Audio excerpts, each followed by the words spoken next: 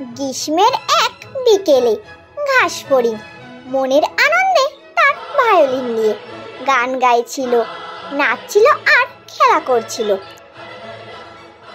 হঠাৎ সে দেখতে পেল একটা পিঁপড়া অনেক কষ্ট করে খাবার বয়ে নিয়ে যাচ্ছে।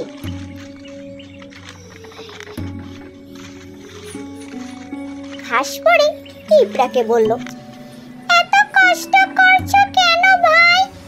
এসো আমরা খেলা করি, গান গাই, নাচি।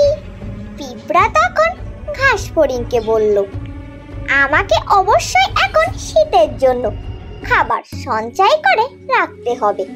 তুমিও সময় নষ্ট না করে খাবার সংগ্রহ করে রাখো বন্ধু। ঘাস ফড়িং বলল, আরে শীতকাল আসতে তো এখনো অনেক দেরি, ওসব নিয়ে চিন্তা করো না। পিঁপড়া কোনো কথা না বলে খাবার নিয়ে তার বাড়ির দিকে রওনা দিল।